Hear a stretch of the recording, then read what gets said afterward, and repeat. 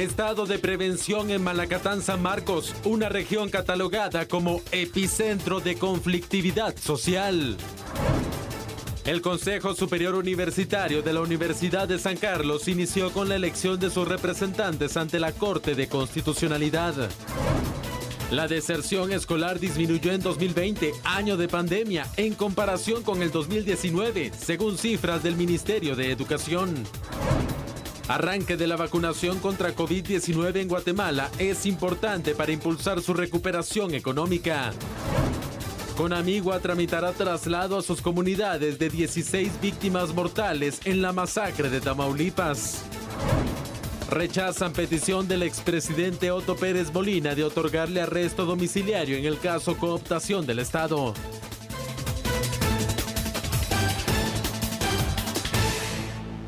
Bueno, para nosotros, como siempre, un alto honor el poder estar reunidos con usted para el análisis de la noche aquí en A la Medida. Buenas noches, ¿cómo están? Sandy, muy buena noche para ti. Gracias, Julio, buenas noches. Gracias también a ustedes por permitirnos informarles y llevarles así el análisis de las noticias destacadas.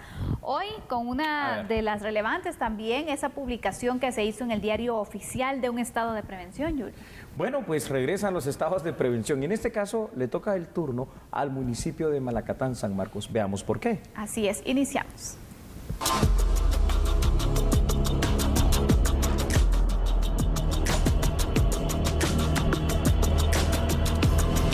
Este jueves 4 de marzo fue publicado en el Diario Oficial el decreto gubernativo 2-2021, que establece estado de prevención durante 15 días en el municipio de Malacatán, San Marcos. El objetivo es reducir el contrabando aduanero y lograr la captura de personas que se dedican al ingreso de productos a territorio guatemalteco de forma ilegal. Hay ciertas restricciones que como buenos guatemaltecos, buenos ciudadanos, debemos acatar. Una de ellas, recuerden que están prohibidas las aglomeraciones o la permanencia de ciertos grupos de personas en base al estado de prevención. Precisamente recuerde que si usted tiene arma de fuego, durante el estado de prevención está prohibida la aportación del arma de fuego. Usted tiene que guardar su arma de fuego. Distintas son las situaciones, nuestros agentes estarán realizando el trabajo que corresponde en base a la seguridad ciudadana, evitando también, por supuesto, hechos delictivos y hechos contra la vida. No manifestaciones y también regular la venta de alcohol en el sector.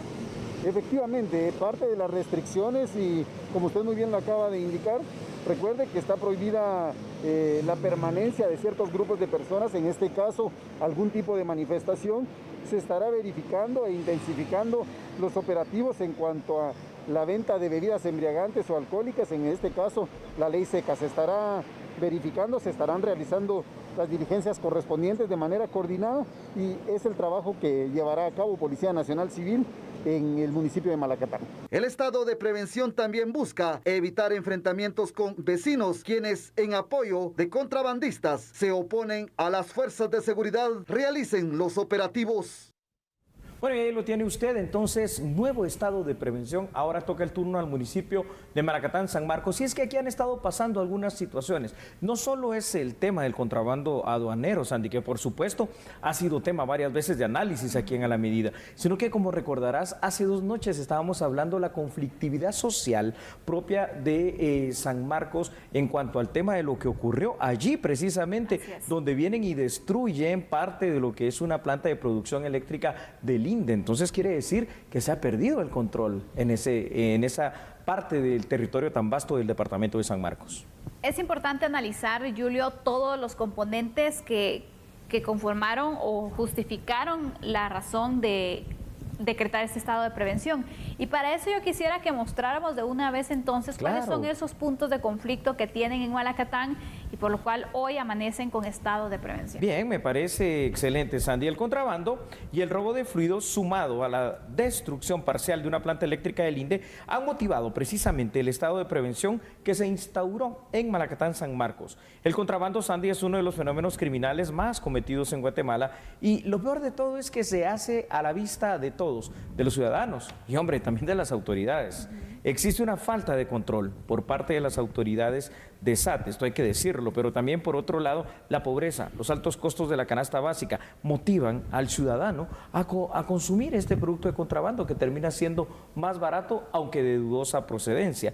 A través del estado de prevención se pretende controlar a estas estructuras criminales que están operando en el municipio de Malacatán, San Marcos. Pero, a ver, esto va a pasar durante los próximos 15 días. La cosa es cómo controlar este territorio de manera permanente y cómo, de alguna manera, empezar a controlar el tema del contrabando. Y no solo en Malacatán, San Marcos. Esto pasa en muchas partes de esa vasta frontera que tenemos con los Estados Unidos mexicanos. Totalmente, Julio. Sabemos entonces la debilidad que existe y la necesidad también de ir controlando y de poder prevenir también situaciones futuras en donde la seguridad se vea aún más deteriorada. Entonces creo que es oportuno también. Recordemos que pues el Ejecutivo ha decretado ya estados de prevención que han tenido sus resultados.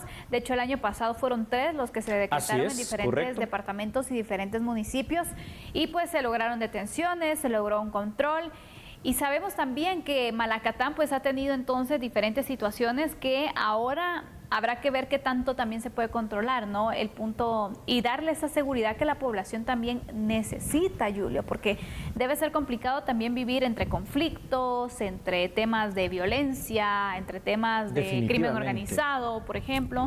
Y es que esto es algo muy particular de todos los territorios fronterizos. Siempre que hay una frontera, Sandy, tú te has dado cuenta, ¿verdad? Se vuelve un punto de conflicto. Entonces, hoy toca el turno a Malacatán, San Marcos. No significa que los otros puntos fronterizos no vivan eso. ¿Por qué? Porque por aquí se trasiega a personas, la trata de personas, se trasiega a armas, se trasiega a droga y obviamente se hace esta cuestión del contrabando, pero están las estructuras criminales también estructuradas, valga la redundancia, y enraizadas dentro de estas comunidades que tienen toda la forma de operar de una manera ilícita, cual si fuera un negocio normal. ¿Por qué? Porque fíjate, Sandy, a ver, aquí no se trata, creo yo, de controlar, aunque también, ¿verdad?, aquel contrabando hormiga, aquel pequeñito que aunque defrauda al fisco, no representa tanto. Aquí se trata de aquellos grandes cargamentos, de aquellos grandes furgones, de aquellas grandes situaciones que a veces pasan por mar quiero decir, por río, en balsas, que a veces pasan en bicicleta, pasan en camiones, pasan en furgones, a la vista de todos y que se sabe lo que ahí hay. Pero aquí está la otra parte. Ahora, ¿cómo combatir de una manera efectiva las estructuras, por ejemplo, del contrabando?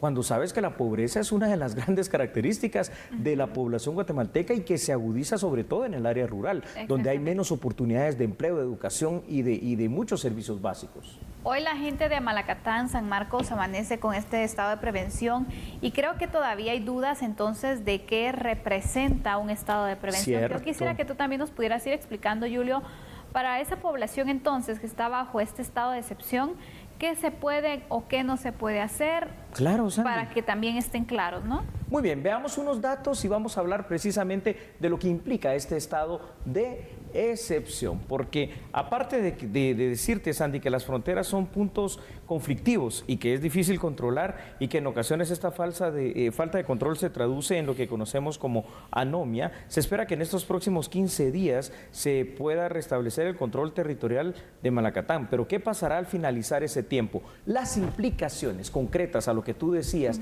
en cuanto a este estado precisamente de prevención son varias, es decir, no se van a poder hacer reuniones o manifestaciones, estas están prohibidas y si se hacen serán disueltas de manera inmediata por la fuerza pública. No se van a poder portar, por ejemplo, como le escuchábamos con uno de los voceros de PNC, armas aún aquellas personas que tienen la portación legal de armas a través de su licencia, pero también van a haber situaciones en las cuales van a poder darse aprehensiones, es decir, capturas sin existir una orden de juez competente previa, y van a poder hacerse algunas otras situaciones como puestos de control y de registro para la salida del municipio, para la entrada también del mismo, en los cuales pues a discreción de la autoridad se te pedirá la revisión en lo personal y en cuanto a lo que lleves en el vehículo también, y todo esto orientado obviamente a tratar de controlar estos problemas. Por supuesto que esto va acompañado de otro tipo de medidas, y estas medidas disuasivas son la presencia policial de manera grande y la presencia también del Ejército de Guatemala,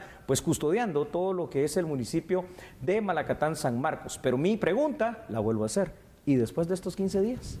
Después de estos 15 días, las autoridades deberán seguir fortaleciendo, Julio, los puestos de control, también esos operativos que se puedan ir realizando, el tema preventivo, los operativos que se deben hacer constantes también, sí. Porque el tema del contrabando, sabemos que, bueno, las estructuras cómo pueden operar, sabiendo que existe esta presencia policial, este control mayor con el estado de prevención, tomarse unos días de descanso y después regresar.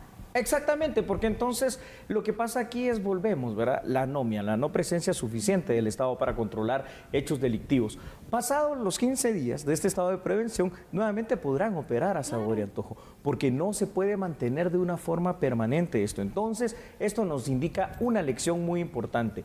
Está bien para retomar el control, pero el tema del combate primero al contrabando y del combate a problemas sociales como esto que sucedió en la planta de producción eléctrica del INDE son problemas más de fondo, y esos problemas de fondo conllevan el hecho de la pobreza grave que hay en el interior de la República y en muchas partes de Guatemala, pero viene también de la falta de una esperanza, de una oportunidad de que puedas educarte, de que puedas tener acceso a esa salud y que puedas conseguir un trabajo digno para mantener a tu familia. Entonces, ¿qué es lo que queda? Mira qué alternativas más terribles. Migrar para buscar en esa ruleta rusa la muerte o sacarse el bingo y llegar a Estados Unidos, o simple y sencillamente empezar a ver maneras alternas que por cuestión de costumbre después se miran hasta como buenas. ¿A qué te dedicas? Bueno, yo traigo producto de México, pero lo que estás trayendo es contrabando. ¿Verdad? Y sin darte cuenta estás convirtiéndote en un cómplice de un delito. Normalizando algo que no se debe hacer, Julio, al final, porque es una ilegalidad, ¿no? Pero sí, sin duda alguna se ha convertido en una fuente de trabajo. Totalmente. Y eso es lo delicado también. Mira, Sandy, no solo es que el contrabando al final de cuentas mueve también parte de la economía guatemalteca. Número uno, se convierte en una fuente de ingresos para muchos, y vaya si no, porque, a ver, aquí hay puestos, hay mercados, hay negocios, hay lugares en cada municipio del país donde sabemos que están vendiendo productos de contrabando y donde sabemos que hay un alto consumo de estos productos, y hay que entenderlo. Tampoco de alguna manera podemos acusar a todas las personas que compran contrabando, porque para empezar, el que esté libre de pecado que lance la primera piedra. Si alguno de nosotros en alguna ocasión no ha comprado algún producto que sea pirata, así sea un CD o una película, o algún producto que sea de contrabando, no sé si estaría diciendo la verdad, porque al final de cuentas este hecho delictivo se fomenta a través del consumo. ¿Y cómo fomentas eso? Pues bajando los precios. Aquí está la otra cuestión. Quiere decir que los precios en nuestra canasta básica también son otra parte del problema a resolver. Totalmente, Julio. Hay muchos factores que hacen que el contrabando entonces se siga fortaleciendo y que siga afectando también la economía, porque a cuenta de ello es que varias empresas, varios comerciantes que hacen las cosas según la ley, correcto, también están perdiendo, Julio, y están siendo afectados en cuanto a sus ingresos, y también no existe esa competencia leal, si lo vemos desde este punto de vista. Correcto. Porque no existe las mismas facilidades o las mismas condiciones competir, ¿no?, para hacerlo. Entonces, por eso es importante operativos como estos, pero que sean constantes, que se tengan todo un plan, Julio, de reforzar las fronteras, en donde las fronteras también tienen muchos puntos ciegos. Descubren unos, pero después ya encuentran otros, y así se va manejando la situación. Se van corriendo, también, ¿verdad? Sí. Vaya, no pasemos hoy por Malacatán, vámonos a otro punto durante estos 15 días. También pasa algo con el contrabando, es decir, la parte, digamos, entre comillas, buena de un hecho ilícito como el contrabando es que la gente puede tener acceso a algunos productos de una manera más económica. Tampoco es que creas tanto, ¿verdad? Porque el contrabando es ligeramente más económico. Ahora, los daños y los riesgos sí pueden llegar a ser mayores y mayúsculos. Por ejemplo, en un cargamento que hace como un mes y medio se incautó de cigarrillos que venían de contrabando. Fíjate, Sandy, que cuando le hicieron las autoridades de salud precisamente los exámenes, resultaba que la mayoría de ellos venían mohosos, venían vencidos y venían con un montón de bacterias y otras cosas, que es lo que la gente está fumando. Pero claro, dirán, ¿a cuánto costará eso? No tengo idea cuánto puedan costar, 5 o 10 quetzales o lo que sea. Entonces significa que por cuestión de precio, simple y sencillamente están poniendo en riesgo su salud. Exactamente, no se ven las consecuencias futuras que se pueden ir teniendo. Bueno, este es el primer día del estado de prevención en Malacatán, San Marcos. Vamos a ver cuáles son los resultados también que se logran obtener. detenciones, incautaciones que se puedan llevar a cabo. Ya distintos sectores se han pronunciado, el sector empresarial ha mostrado su satisfacción, su punto de vista positivo en cuanto a los operativos que se puedan realizar, pues indican que toda acción que vaya contra el contrabando pues va a ser pues positiva para el país, especialmente para la economía nacional, que está luchando también por ir reactivándose y esta situación en el contrabando pues no permite precisamente que se vaya dando esa recuperación económica, Julio. ¿Qué puntos crees tú que se pueden ir reforzando o que necesariamente deben de tenerse como seguimiento también a este estado de prevención? Qué buena pregunta, Sandy. A ver, Guatemala necesita crecer, Guatemala necesita desarrollarse. Por eso es que hemos hablado tanto aquí, fíjate, Sandy, en el tema primero de la certeza jurídica, que hoy por hoy en el tema de las cortes, que ya será otro de los temas, pues no existe. Pero también por eso es que Guatemala necesita seguridad, es que tenemos que entender algo. Hasta que le demos y brindemos seguridad a nuestro país, es que vamos a poder encontrar la oportunidad de que vengan acá inversionistas nacionales y extranjeros a fomentar la creación de puestos de trabajo. Y con puestos de trabajo, entonces la gente teniendo trabajo y teniendo ingresos y teniendo la posibilidad de adquirir, de comprar, de vivir de una manera mejor y más digna, todos estos fenómenos criminales pueden ir disminuyendo. Pero hoy por hoy, el caldo de cultivo del tejido social guatemalteco es el contrario, y por el contrario, es decir, estos fenómenos criminales tienen una tendencia al alza. Así es. Bueno, entonces daremos seguimiento al resultado que se tenga de este estado de prevención en Malacatán, San Marcos. La población pues fue sorprendida este día, pero es un tema de seguridad que se ha decidido retomar y también ir fortaleciendo. Vamos a hacer nuestra primera pausa, Julio. Regresamos hablando de un tema también que hoy ha marcado la jornada y es la elección de de magistrados a la Corte de Constitucionalidad. Bueno, al menos el intento, ¿verdad? Porque parece que no se puede elegir. No cambie, porque nosotros somos a la medida.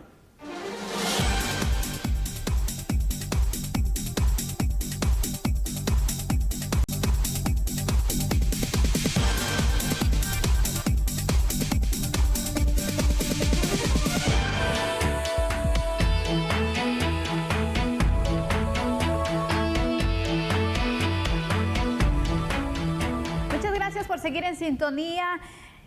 Se da a conocer por parte de la Universidad de San Carlos de Guatemala que el Consejo Superior Universitario continúa con la elección de su representante, magistrado titular y suplente ante la Corte de Constitucionalidad. Julio, 11 rondas de votación se van teniendo ya. 11 rondas de votación en las cuales esto no logra, ahí sí que encontrar una solución y una salida. Pero creo que es importante, fuera de esta situación, el poder ver exactamente qué es lo que está pasando en este momento allá, desde el lugar de los hechos. ¿Qué te parece? Vamos a trasladarnos y a tener conexión en este momento con el periodista José Martínez, quien nos comparte detalles de lo que está sucediendo con esta elección. José, muy buenas noches. Compártenos qué está pasando.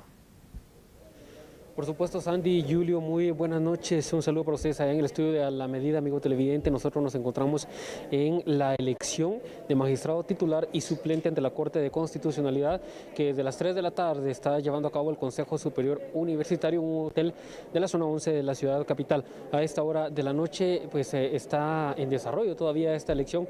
No se ha podido llegar a un consenso. En un inicio eran 19 los candidatos que habían presentado su papelería y que habían sido admitidos para ingresar a este trámite. Finalmente, y luego de algunas rondas de votación, quedaron únicamente 2.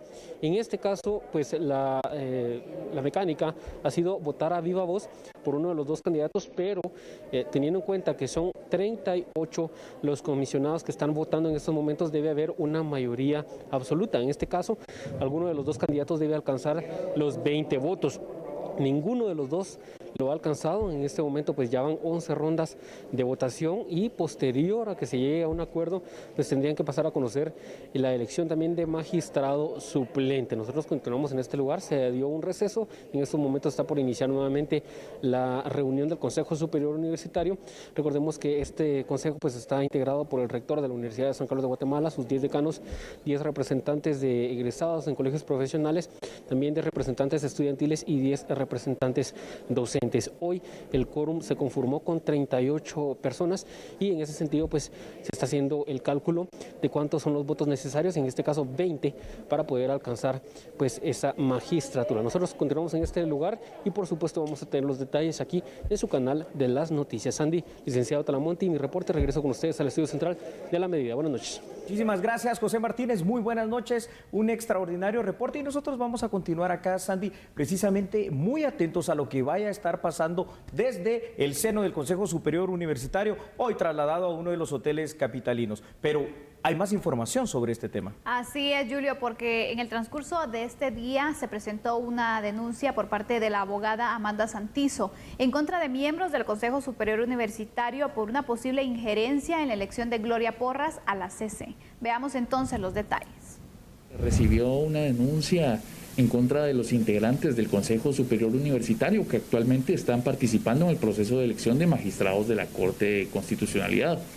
Esta denuncia se presentó por los posibles delitos de omisión de denuncia, incumplimiento de deberes y coacción en concurso ideal.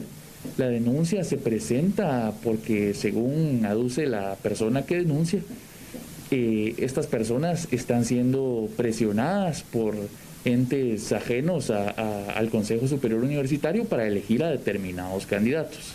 De momento, pues se recibió la denuncia. Se trasladó a la Fiscalía de Delitos Administrativos, la cual va a ser la encargada de establecer los posibles hechos que se hayan dado en esta situación, ¿verdad? Y establecer si hay o no la comisión de un ilícito. ¿Cuál es la postura también de las fiscales sobre los rumores que existen sobre las Cortes?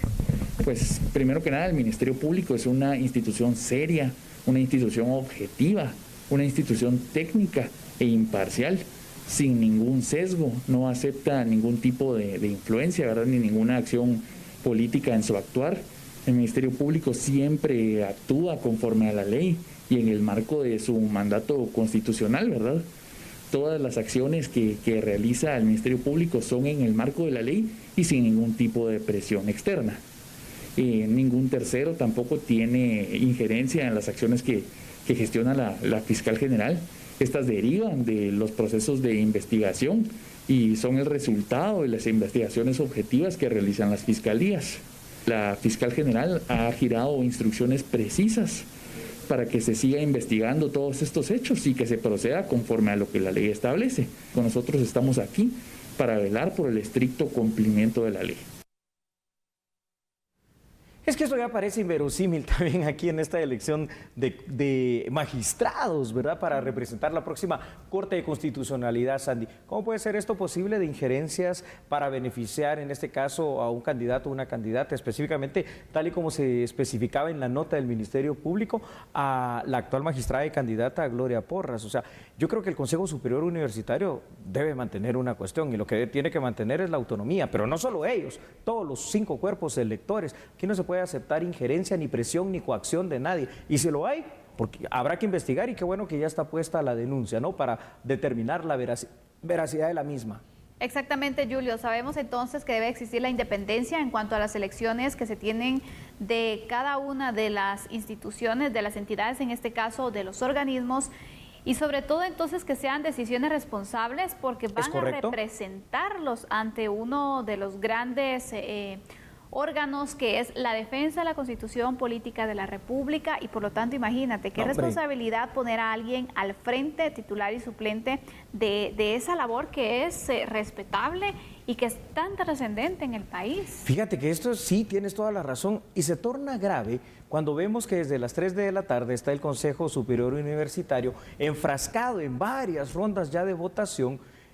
Lo cual, digamos, podemos aceptar que pueda ser hasta cierto punto normal. Lo que no se puede aceptar que sea normal es que haya coacción, que haya injerencia, que haya grupos, no sé qué grupos serán, eso ya lo tendrá que determinar el Ministerio Público para ver quiénes están presionando por ciertos candidatos. Vamos con algunos datos, ¿te parece? Veamos entonces. Bueno, pues entonces veámoslos allí en pantalla, Sandy. Y es que, según la Constitución Política de la República de Guatemala, los magistrados que tomarán posesión en la Corte de Constitucionalidad deben ser designados o electos 60 días antes. Estamos ya en el límite precisamente de esos 60 días antes. Se van a vencer el 14 de este mes. El único cuerpo electoral que hasta el momento ha logrado designar a su representante titular y suplente hasta el momento es el Congreso de la República.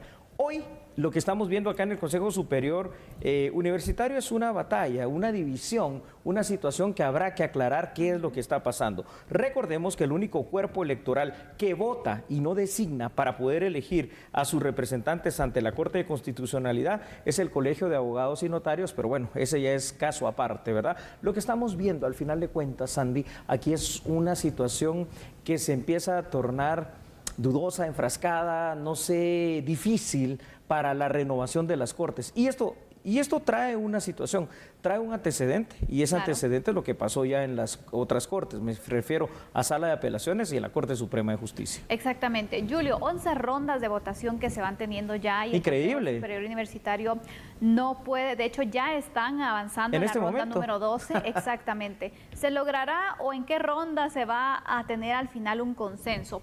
Mira, hay 3 personas que no han querido votar.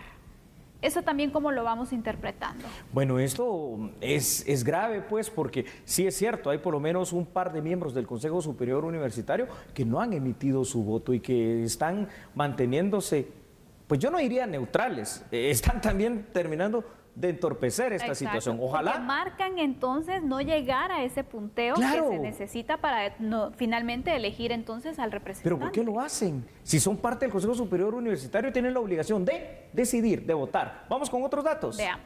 Bueno, entonces ahí lo tiene usted en pantalla, ¿verdad? Y es que en los próximos días se tendrán que conocer las decisiones que los organismos, tanto ejecutivo, judicial, tomen para designar a sus futuros representantes en la Corte de Constitucionalidad. Mañana, al menos en teoría, Sandy, porque aquí en Guatemala ya no se sabe, el Colegio de Abogados y Notarios va a celebrar el balotaje, es decir, la segunda ronda electoral para poder definir también a sus representantes. Sin embargo, existe incertidumbre de si se va a realizar o no y con quiénes ante los recursos legales que todavía están pendientes de resolver. Así es. Se está entrampando tal y como era previsible la designación de la próxima Corte de Constitucionalidad. Esto, Sandy, una vez más, derivado de lo que tanto hemos dicho aquí en A la Medida, no de ahora, sino que de hace algún tiempo, que es el colapso de nuestro sistema de justicia.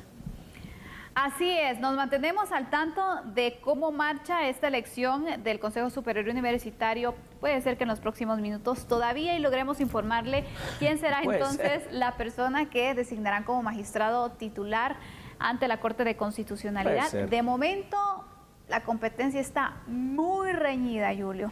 Vamos a la pausa, pero te pregunto algo. ¿Hay alguna relación en cuanto a la alimentación y la no deserción escolar, Sandy? Al parecer sí lo hay. ¿Y por qué se lo digo? Porque cuando regresemos de la pausa estaremos analizando entonces cómo finalizó el 2020 con la deserción escolar. Excelente. No cambie entonces porque recuerde que nosotros somos A la Medida.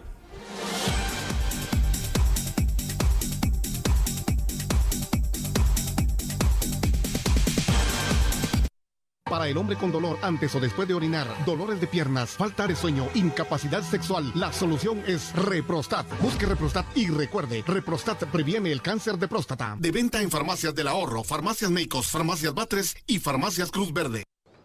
¡Vamos al río! ¡Ajá! Este verano no disfrutarán en familia. ¡Ayuda, mamalucha! Nadie arruinará el verano de mis campeonas. Dile adiós a...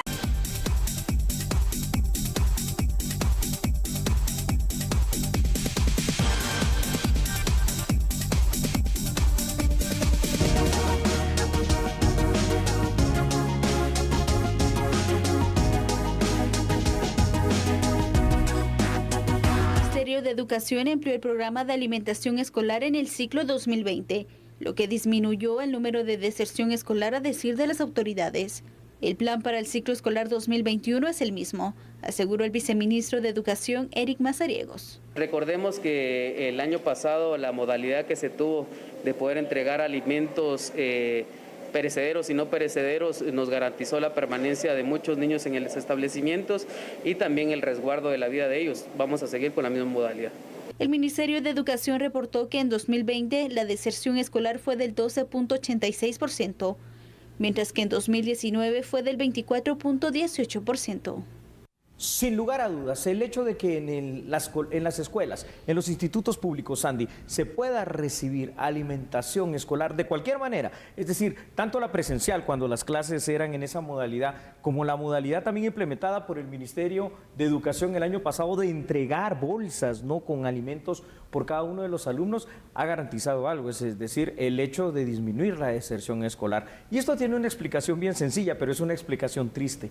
Para muchos niños, esto constituye o su desayuno, o en muchos casos, en las áreas rurales más pobres, probablemente constituye hasta su único alimento del día. Qué terrible, ¿verdad? Una gran motivación el hecho de recibir la alimentación para ir a clases. Así es. Esto justifica al final cómo hay ciertos programas que se tienen que ir fortaleciendo, Julio, que tienen que llegar a la mayor cantidad de población estudiantil posible, especialmente esas áreas rurales donde a veces la situación económica no permite que los niños tengan el acceso a la educación o el derecho a la educación, porque tienen que trabajar desde muy pequeños, porque no hay dinero, no hay comida, entonces tienen que ayudar a los padres a buscar esos escasos recursos. Entonces, terrible la situación de la pobreza. Ahora, te digo algo, es por supuesto, como tú lo dices, una estrategia bastante oportuna, sobre todo para la Guatemala rural, aquella Guatemala profunda, aquella Guatemala indígena, aquella Guatemala extremadamente pobre, pero que no pasa solo en esos lugares. No. La misma pobreza la podemos ver aquí en la ciudad capital, en nuestros asentamientos, en ciertos lugares donde está latente. La pregunta es, a través de esta situación de la alimentación escolar, que hay que fortalecer, y estoy de acuerdo, está bien, prevenimos y disminuimos la deserción,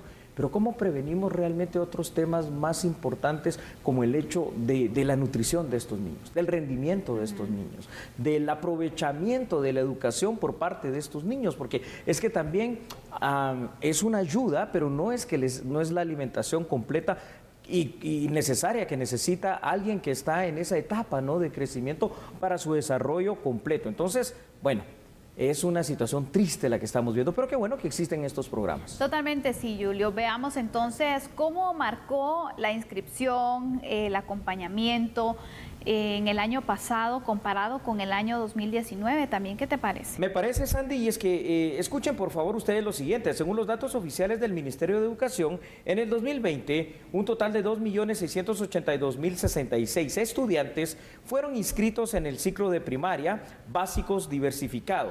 De esa cifra se registró una deserción escolar del 12.82% en total, aunque la cifra de deserción parece elevada, bueno, y de hecho lo es, ¿no? El Ministerio de Educación confirmó que el retiro de estudiantes fue menor comparado al 2019.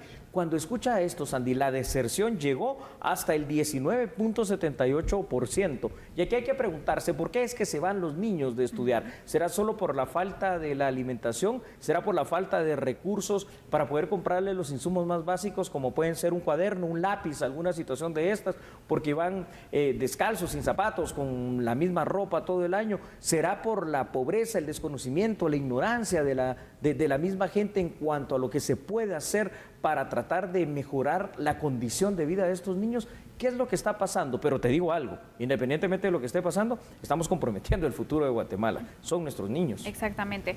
Julio, mira, evaluar estos datos, estos porcentajes estadísticos en un panorama donde, recordemos, el 2020 se vio marcado por una pandemia. Así es correcto. Se vive dando esta situación, pero comparando entonces estadísticamente con el 2019, vemos qué hubiese pasado si no hubiésemos enfrentado una pandemia. A lo mejor el porcentaje de deserción hubiera sido elevado. Exactamente, hubiese bajado. Hay que evaluar también estos factores que son importantes. Y aquí viene el reto para este año. Porque imagínate, ya el año pasado marcó sus efectos económicos en muchos hogares guatemaltecos. Sí, es cierto. Año, ¿cómo se enfrenta? Es decir, el reto aquí es evitar que los niños abandonen las clases. ¿Y cómo lo vamos a hacer si en casa hay necesidad y entonces piensan que la alternativa es que el niño también trabaje porque se necesita más dinero, porque los padres a lo mejor están desempleados o necesitan ayuda en el campo? Diversos factores que podrían incluso afectar este año el tema de la deserción y por supuesto la preparación de los niños. Pero totalmente, Sandy, aquí el reto es bien grande. ¿Por qué? Porque el reto pasa por muchas etapas en lo que has hablado. Es decir, para que un niño no llegue a sufrir de esta manera, que en lugar de ser niño y poder estudiar, poder jugar, poder compartir y vivir su niñez de una manera normal y natural, lo primero que tenemos que hacer es tratar de hacer una campaña de concientización en cuanto al tema de los embarazos, ¿verdad? Esto tenemos que verlo muy bien. La planificación familiar, que es otro tema que parece que en Guatemala se vuelve tabú. El tema de que ya no hayan jóvenes, niñas, adolescentes teniendo niños. Y aquí vuelvo otra vez a lo que ya he dicho tanto. Existe, pero por gusto parece que existe, una política nacional de la juventud, porque yo no miro a la institución encargada de la juventud, y lo voy a decir por nombre, que es el CONJUVE, que haga algo realmente para poder prevenir esta situación. Pero ahora lo que se debe de hacer es tener políticas específicas que vayan orientadas al 33% de la población, que es nuestra niñez, adolescencia y juventud, porque de lo contrario, lo que está pasando, Sandy, es que estamos simple y sencillamente poniendo en la cuerda floja el futuro de Guatemala. Así es. Vemos entonces cómo se han obtenido mejores resultados en cuanto a la participación de los estudiantes en las aulas. Y también, Julio, te diría, es una mezcla de distintos esfuerzos. Uno, sí, es la alimentación escolar, que se estuvo garantizando, pero también recordemos que el año pasado se implementaron otros programas también para ayudar a los estudiantes, y yo quisiera que tú nos pudieras ampliar esa información. Con mucho gusto, Sandy, claro que sí, vamos a verlos en pantalla para que podamos tener este panorama, y esto sí hay que decirlo, fue un buen esfuerzo del Ministerio, en este caso de Educación. Según el Ministerio de Educación, considera que la alimentación que en 2020 llegó hasta los hogares de los niños fue clave. También señalan la implementación, imagínate tú, de un programa que se llamó Seguro Escolar, bueno, y se sigue llamando porque todavía está activo y vigente, del cual 237,000 estudiantes hicieron uso, y que bueno, no por ello garantizar la salud o al menos el acceso primario. Además se reconoce el liderazgo de los maestros, esto sí hay que aplaudirlo, que se esforzaron por apoyar a sus alumnos con esto de la educación a distancia. El plan para este año 2021, Sandy, es la implementación de brigadas de búsqueda de niños y adolescentes para el regreso a clases, y es que esto es lo que necesitamos. Mira, si aquí en Latinoamérica hay ejemplos, por ejemplo, Cuba, un país que con todo ese bloqueo que tuvo fue extremadamente pobre, bueno, lo sigue siendo, pero tuvo un sistema educativo maravilloso, perfecto, porque no había niño cubano que no llegara a todos los niveles educativos. Claro, uno se pone a pensar, ¿de qué le sirve que sea ingeniero en astrofísica si tiene que trabajar de taxista o tocando la guitarra en algún lugar? Pero bueno, pero hay un nivel académico, hay un nivel de salud, hay un nivel de educación, pero aquí en Guatemala eso es algo que es difícil todavía pensar y en lo cual hay mucho por hacer. Totalmente, Julio. Cuando damos a conocer entonces retos que se vienen para este 2021 en el nivel escolar y sobre todo también para evitar el abandono de las aulas. ¿Correcto? ¿Cuáles podrían ser esos desafíos? ¿Qué hay que fortalecer, Julio, para seguir apoyando y dando esas oportunidades a los niños y adolescentes? Claro que sí, Sandy. Bueno, algo fundamental será tener pues un claustro de maestros suficiente para poder atender las escuelas. Fundamental es pensar también ya para el regreso a clases en una infraestructura escolar adecuada. Fundamental es también mantener este tipo de programas del seguro escolar, pero sobre todo de la alimentación escolar. Fundamental será también el proveer a cada uno de los alumnos de todo aquello que necesite, todo, absolutamente todo. Pero fundamental también será el poder universalizar, sin excepción, el sistema educativo en nuestro país, que cada niño que nazca de verdad tenga garantizada la educación. Y sabes otra cosa, que la educación sea buena, es decir, que los maestros también hay que profesionalizarlos y hacia eso hay que apostar. Y ¿por qué no? La tecnificación escolar. Muy bien, este es el punto que queríamos analizar con ustedes, cómo está la situación de los alumnos, cómo se ha registrado también la actividad escolar, con las estadísticas oficiales del Ministerio de Educación del año 2020. Hay mucho por hacer, hay mucho que espera la población estudiantil también, pero bueno, aquí dejamos este análisis. ¿Hacemos la pausa, Julio? Claro que sí, Sandy, vamos entonces a la pausa. Usted no cambie, porque regresamos aquí con información, ya que nosotros somos a la medida.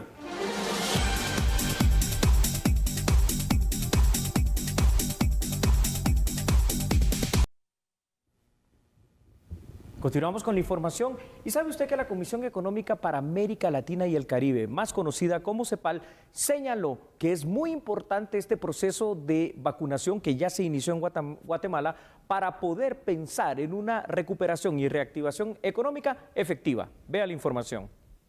¿Verdad? Pero ya sabemos que es una recuperación que no va a contrapesar, no va a llegar al nivel de actividad económica del 2019. También vemos que ha habido un flujo, ¿verdad?, positivo de alguna manera de remesas familiares y eso también ayuda a las economías más pobres, a los hogares más pobres en Guatemala. Que si el proceso de vacunación puede ayudar es indiscutible que sí. Lo importante es precisamente mantener ese proceso de vacunación para alcanzar a toda la población, apoyar el esfuerzo de COVAX, creo que eso es muy importante. Sabemos que América Latina puede obtener 26 millones de dosis de la vacuna, Centroamérica posiblemente llegará a 2.2 millones, ojalá, y se espera que Guatemala reciba 734,000 dosis de vacuna por la vía de COVAX. Es de resaltar que CEPAL instó a los gobiernos de la región a continuar con los programas de apoyo, pues el total de personas pobres en Latinoamérica ascendió a 209 millones en 2020 debido a la pandemia por COVID-19. Según autoridades de Conamigua, en la tercera semana de marzo se van a repatriar a los guatemaltecos que fueron asesinados en Tamaulipas. Únicamente hubieron 16 solicitudes que se recibieron en el departamento de San Marcos y en la delegación de Baja Verapaz. Ya giramos instrucciones para hacer los estudios socioeconómicos, ya se realizaron, ya subimos el evento, únicamente estamos a la espera de que vengan los fallecidos para brindarles la atención necesaria, que es en el ámbito de Conamigua. ¿Tiene idea más o menos cuándo estarían arribando los fallecidos? Aproximadamente el ministro de Relaciones Exteriores, tengo entendido que mencionó el 16 de marzo, que es la tercera semana de este mes. En el caso penal denominado cooptación del Estado, hoy se rechazó otorgarle una medida sustitutiva o alternativa al expresidente Otto Pérez Molina. El juez contralor del caso explicó su decisión argumentando que él está recusado en el mismo. Aquí le damos la ampliación de esta información, véala. El expresidente de la República, Otto Pérez Molina, lleva en prisión preventiva desde el año 2015. El Ministerio Público lo vincula en los casos de corrupción, la línea y cooptación del Estado. En el juzgado B de mayor riesgo, el abogado Mario Romero solicitó que su patrocinado fuera beneficiado con arresto domiciliario. A criterio del defensor jurídico, se ha excedido en el uso de la prisión preventiva. Su patrocinado tiene quebranto de salud y es parte de la población reclusa vulnerable por la pandemia de la COVID-19. Una cardiopatía septal, que lógicamente lo hace como una persona sumamente vulnerable. De esa cuenta, podemos advertir de que si la persona no enfrenta lo que es el proceso en condiciones de salud dentro del presente proceso, se pone en riesgo lo que es su integridad física, se pone en peligro lo que es su vida y su salud, pues lógicamente puede desencadenar en que no se esté garantizando lo que es esa tutela judicial efectiva. El juez Miguel Ángel Gálvez rechazó modificar la prisión preventiva por arresto domiciliario a favor del exjefe de Estado, como lo pidió el abogado defensor. El juzgador argumentó que no puede conocer y resolver nada en el proceso de cooptación del Estado porque el exministro de Gobernación, Mauricio López Bonilla, pidió su separación del caso. Se le presentó la parte legal y que él no puede resolver porque está recusado. Tiene 8 meses de esa recusación y no hay modo que la resuelvan. Y entonces todo el proceso está parado. Y él decía que él da por sentado que en las cárceles sí hay contaminación. Y ahora dice que no hay cómo sustentar que en los centros de detención hay contaminación cuando eso es un hecho, pues eso. El 29 de marzo de este año, los magistrados de la Sala Primera de Corte de Apelaciones para casos de mayor riesgo conocerán la recusación de Mauricio López Bonilla y resolverán si el caso de cooptación del Estado continúa en manos de Gálvez o cambia de juzgado de mayor riesgo. Bueno, estos son los temas relevantes del día que hemos analizado. Gracias a usted por siempre estar pendiente. Recuerde que el mejor análisis lo puede hacer también usted en su casa y cada quien tiene su opinión. De momento queda despedirnos, Julio, y agradecer la sintonía, ¿no? Claro que sí, Sandy, y por supuesto invitarles para que mañana viernes a las 21 horas en punto nos sintonice acá en su programa de análisis a la medida, solo por TN23. Chao, buena noche.